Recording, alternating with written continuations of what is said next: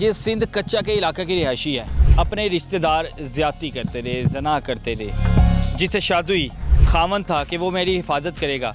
इसे क्या पता था कि वही इसे 7 लाख में कच्चे के डाकुओं के आगे फ़रोख्त कर देगा। इतनी सी उम्र में इसने इतने जुल्म देखे, फिर भी डटी हुई है, वहाँ से भागी है और सामना कर रही है उन सबका और कह रही है कि मैं इंसाफ लाजमी लूँगी। सबसे बड़ा कज़न अल्लाह निवाज़, वो ज़्यादतियाँ वगैरह करता रहा। जब शफीक से रब्ता हुआ, मैंने बहावलपुर हाई कोर्ट में उसके साथ निकाह किया। उसने मुझे हक महर में 1 तोला सोना और 5 मरले का मकान लिख दिया, जो उसके पास मौजूद था ही नहीं, ना ही उसने मुझे हक महर अदा किया भी है। वो उसका यही बस कारोबार है, वो लड़कियों के साथ बात करता है, फ्रॉड करता है और उन्हें आगे बेच देता है। उसके साथ अख्तर कोश वडेरा वहाँ का मिला हुआ है।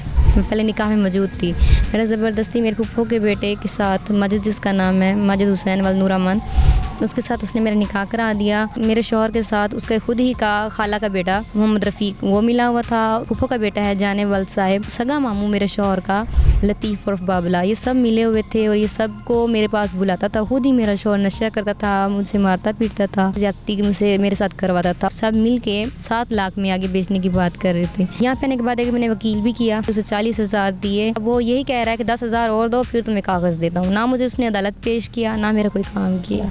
आजी साहब से मिलने की मैंने कई बार कोशिश की, लेकिन बाहर से सिक्योरिटी गार्ड धक्के देके वापस भेज देते हैं। 19 साल की शनाज़ मेरे साथ मौजूद है। ये सिंध कच्चा के इलाके की रिहायशी है। पहले सताई हुई थी अपने रिश्तेदारों के आगे, माँ बाप चले गए, अपने रिश्तेदार ज़्यादती करते रहे, जना करते रहे, ज़बरदस्ती करते रहे। पता नहीं क्या हो गया हमारे माशरे को। फिर एक महरम चुना, जिससे शादी हुई, खामन था कि वो मेरी हिफाजत करेगा। इसे क्या पता था कि वही इसे 7 लाख में कच्चे के डाकुओं के आगे फ़रोख्त कर देगा। वो फिर इस बच्ची के साथ दरिंदगी इख्तियार करते रहे। शर्म का मुकाम है कि हमारे इदारे खामोश होते हैं कि जब इस तरह के वक़ूए होते हैं, और अभी तक वो मुल्ज़िम आज़ाद घूम रहे हैं। ये केस लड़ी, फिर इसका ज़बरदस्ती निकाह पे निकाह भी करवाया गया, और इतनी सी उम्र में इसने इतने जुल्म देखे, फिर भी डटी हुई है, वहाँ से भागी है और सामना कर रही है उन सबका और कह रही है कि मैं इंसाफ लाजमी लूँगी। अपने साथ जो मेरा होना था हो गया, लेकिन मैं बाकी लड़कियों की आवाज़ बनूँगी। शनाज़ अपने रिश्तेदारी पहले ज़्यादती करती रही? जी, मेरा खुद ही का कज़न था, सबसे बड़ा कज़न अल्लाह निवाज़, वो ज़्यादतियाँ वगैरह करता रहा, जिसकी वजह से मेरी दोस्त ने एक रब्ता कराया मेरे शौहर जिसका नाम शफीक है उससे। उसने कहा ये सही है, अच्छा है, पढ़ा लिखा है, इसके मोटरसाइकिल का अपना शोरूम है, कुंवारा है, तुम्हें इसके साथ ज़िंदगी अच्छी गुजरेगी, तुम इससे शादी कर लो। मैंने इसी वजह से उससे शादी की कि मैंने कहा इस चलो रोज़ की ज़्यादतियों से मेरी जान छूट जाएगी। मेरे भाई कोई नहीं है, हम सिर्फ 2 बहन सिंध की रिहायशी थी? जी, 7 के बाद कच्चे के इलाके की मेरी रिहायशी हूँ, और जब वहाँ पे मेरे अम्मी अबू रहते हैं, वहाँ पे मैं रहती थी वलहार स्टेशन के पास। माँ बाप फौत हो गए थे? जी, अबू फौत हो गए, अम्मी ज़िंदा हैं। अम्मी जिंदा है, तो अम्मी छोड़ गई थी आपको? नहीं, अम्मी ने दूसरी शादी कर ली थी मेरे चाचू के साथ। वो भी हमारे साथ ही रहते थे, वो भी मारते पीटते थे, और मेरा चाचू का बेटा जो सबसे बड़ा है अल्लाह निवाज़, वो भी हमें मारता करता था, जिसकी वजह से मैंने ये कदम उठाया अपने घर से। फिर मैंने जब शफीक से रब्ता हुआ तो शफीक ने भी मेरे साथ यही फ़्रॉड किया। उसने मुझे सबसे पहले तो ये फ़्रॉड किया, उसने कहा मैं पढ़ा लिखा हूँ, मेरी गाड़ियों का अपना शोरूम है, मेरी अपनी कोठी है, और मैं कुंवारा हूँ, मेरी शादी नहीं हुई। मैंने बहावलपुर हाई कोर्ट में उसके साथ निकाह किया। उसने मुझे हक महर में 1 तोला सोना और 5 मरले का मकान लिख दिया, जो उसके पास मौजूद था ही नहीं, ना ही उसने मुझे हक महर अदा किया भी है। जब मैं उसके घर गई तो उसकी पहले से भी मौजूद थी, जिसके 3 बच्चे भी हैं, और उसका कच्चा मकान था, टूटा फूटा था, ना उसकी कोई जॉब थी, ना कुछ भी नहीं था उसका। वो उसका यही बस कारोबार है, वो लड़कियों के साथ बात करता है, फ्रॉड करता है और उन्हें आगे बेच देता है। उसके साथ अख्तर कोश वडेरा वहाँ का मिला हुआ है वहाँ पे। तो उसके बाद मेरे घर वालों ने मुझे फिर से रिट करके पुलिस के ज़रिए उठवाया। जब उठाया गया तो वहाँ पे मैं तब प्रेग्नेंट थी 2 माह की। तो मेरे ही खुद के कज़न ने मेरा ज़बरदस्ती 2 माह की प्रेग्नेंट होने के बावजूद, और मेरे पीछे से डिवोर्स नहीं हुई थी, मैं पहले निकाह में मौजूद थी, मेरा ज़बरदस्ती मेरे फूफो के बेटे के साथ, माजिद जिसका नाम है माजिद हुसैन वल नूरामन, उसके साथ उसने मेरा निकाह करा दिया। और ख़ुद 4 पे भी मेरे हाथ पाँव बांध के, मेरे सब चाचू वहाँ पे मौजूद थे, मेरे सब चाचू, मेरे सब कज़न वहाँ पे मौजूद थे। निकाह पे निकाह करवाया गया था? जी। अकल नहीं है, अकल मौत नहीं है उन्हें इतनी सी? तब मैं 2 माह की प्रेग्नेंट भी थी। 2 महीने की प्रेग्नेंट थी, हामला थी, और उसके बावजूद भी आपको उठा के लेके गए, निकाह पे निकाह करवा दिया? जी, मैंने कहती रही, लेकिन इन लोगों ने मेरी बात नहीं मानी। तो मैंने उन्हें अपने कागज़ वगैरह हर चीज़ दिखाई, निकाहनामा, उन्होंने वो सब कुछ जला दिए। उन्होंने कहा नहीं, ये तुम्हारा निकाह ही नहीं है, हमारी नज़रों में ये निकाह नहीं है। तो उसने खुद मेरे साथ ज़्यादती की। फिर मुझे मेरी बहन और बहनें को जब मेरी सब कुछ ज़्यादतियों का पता चला तो उन्होंने रिट करके बहावलपुर हाई कोर्ट में मुझे कोर्ट सब्ज़ा थाने की पुलिस ने बरामद करके मुझे पेश किया। जब मैं यहाँ पे आई तो कोर्ट के ऑर्डर से मेरे डीएनए टेस्ट हुए, हर चीज़ हुई। फिर मैं सदर थाने पे गई, बावलपुर सदर थाने पे गई, मैंने उसकी रिपोर्ट लिखाने के लिए। जब मैंने उसकी रिपोर्ट वहाँ पे लिखाई तो उन लोगों ने मुझसे स्लिप पकड़ा दी, ना उसके बारे में उन लोगों ने एक्शन लिया, ना अभी तक उसके पीछे पुलिस की है ना कुछ, उल्टा उन लोगों ने पुलिस हमारे पीछे लगा दी। आप इस सारे वकूए में शफीक के पास दोबारा कैसे पहुंची? उसने आपका सौदा कैसे दोबारा किया? जी ये इस जब रिट वगैरह सब कुछ हो गया, जब दूसरी बार भी मैं अपने घर से वापस आ गई तो फिर मैं जब उसके पास गई वापस, जब उसने मुझे रिट करके उठवाया था, मेरी बहन उसने मिल के, फिर जब मैं उसके घर गई तो जब मैं उससे खर्चा वगैरह मांगती तो वो अख्तर कोच वडेरे के डेरे पे मुझे छोड़ आता था। वो कौन था? वहाँ वो वडेरा का था? वो वडेरा है, वो अख्तर कोच वडेरा है वहाँ का, मोहम्मद पनाह कोच बस्ती कच्चे के इलाके का।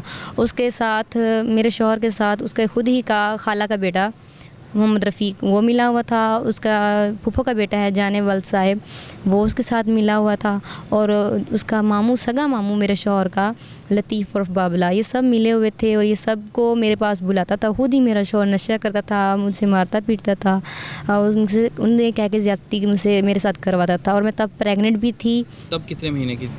तब मैं 3-4 माह की प्रेग्नेंट थी। 4 महीने की प्रेग्नेंट थी और वो आपको वडेरों के पास छोड़ आता था? जी वडेरे के डेरे पे ही छोड़ाता था, अख्तर कोच वडेरे के, वहाँ पे ये सब आते थे। आपको इस चीज़ का इल्म नहीं था कि ये बंदा फ्रॉडी है? ऊपर से ये पहले भी शादीशुदा था और उसकी बीवी ने आपको एक्सेप्ट कर लिया था? जी उसने कुछ भी नहीं कहा था, क्योंकि वहाँ पे अख्तर कोच वडेरा वहाँ पे मिला हुआ है और ये सब आपस में मिले हुए हैं 4-5 लोग। ये वहाँ पे बच्चियों के साथ यही होता है जी कि सिर्फ आप हो उनका शिकार? जी नहीं, वहाँ पे वो अपनी बच्चियों को कुछ नहीं कहते, वो सिर्फ बाहर की लड़कियों के साथ, जैसे अब मेरे साथ इस तरह वो किसी से रब्ता कर लिया या उसे ब्लैकमेल कर लिया या फिर उसे कोर्ट मैरिज कर ली, फिर उसके बाद वो कच्चे के डाकुओं के बेचते हैं। फिर वो एक दिन मुझे ले गया, कहता 7 के बाद हम चलते हैं तुम्हारी दवाई लेने के लिए।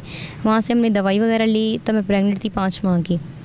तब मैं 5 माह प्रेगनेंट थी, वहाँ से मैंने दवाई वगैरह ली। दवाई लेने के बाद वो एक क्वार्टर पे मुझे ले गया, जो कहने लगा ये मेरे मामू लतीफ़ का क्वार्टर है, जो मेरे साथ ज़्यादती का था। जब वहाँ पे मुझे ले गया तो वहाँ पे एक अख्तर कोच वडेरा मौजूद था, एक उसके फूफो का बेटा जाने मौजूद था, एक उसके खाला का बेटा रफ़ीक मौजूद था, एक उसका सब मर्दों में जाके आपको बैठा देते थे? जी, एक उसका मामू खुद का मौजूद था लतीफ़, और 2-3 कच्चे के डाकू थे जिनके पास असला भी मौजूद था, जिन्होंने असला वगैरह भी पहना हुआ था, वो भी सिंध कच्चे के हैं। तो वो एक कमरे में बैठे थे, मैं दूसरे कमरे में बैठी थी। जब दरवाजे के पास जाके मैंने उनकी बातें सुनी तो मेरा खुद ही का शौहर शफीक और अख्तर कोच वडेरा, मतलब कि रोज़ सब जानेब, ये रफ़ीक, लतीफ़ सब मिल के मुझे बेचने की बात, 7 लाख में आगे बेचने की बात कर रहे थे। जब मैंने इन लोगों की ये बातें सुनी तो मैं वहाँ से बाहर भागी, क्योंकि मैंने उधर से घर से भी कच्चे के इलाके से भी कई बार भागने की कोशिश की, लेकिन भाग नहीं सकी? नहीं भाग सकी, क्योंकि वो एक गाँव था और वहाँ पे सब उसके रिश्तेदार रहते थे, जिस वजह से मैं नहीं भाग सकी। जब देख लेता था, जब मैं कोशिश करती थी भागने की, तो मुझे मारता पीटता था, नशा भी करता था और मेरे साथ हत्याएं भी कराता था।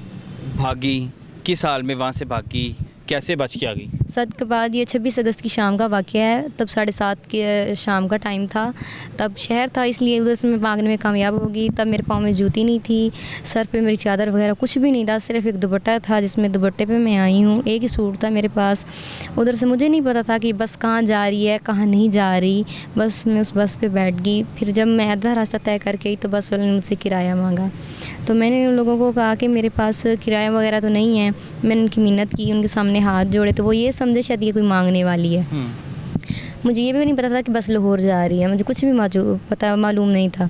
जब यहाँ पे मैं पहुँची तो तब यहाँ पे पहुँच के भी मुझे पता नहीं था कि मैं लाहौर पहुँच गई, यहाँ कहाँ पहुँची। यहाँ पे उतरी मैं, तो यहाँ पे जब मैं उतरी तो यहाँ पे नीचे उतर के मैंने देखा कि ये लाहौर है। तो फिर यहाँ पे आके मदरसे में मैंने पनाह ली, इधर मदरसे में मैं रह रही हूँ। मदरसे में रह रही हो?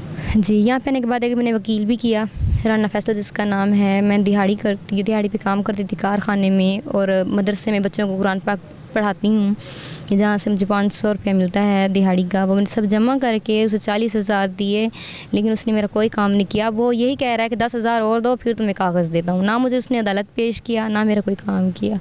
आजी साहब से मिलने की मैंने कई बार कोशिश की, लेकिन बाहर से सिक्योरिटी गार्ड धक्के देके वापस भेज देते हैं। अंदर ही नहीं जाने दिया?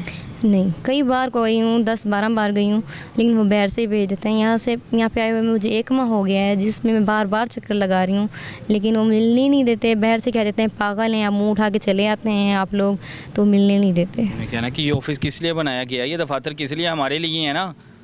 हम जो मुजालिम हैं, जिन पे जुल्म होते हैं, हम लोगों के लिए ऑफिस बनाया गया ना।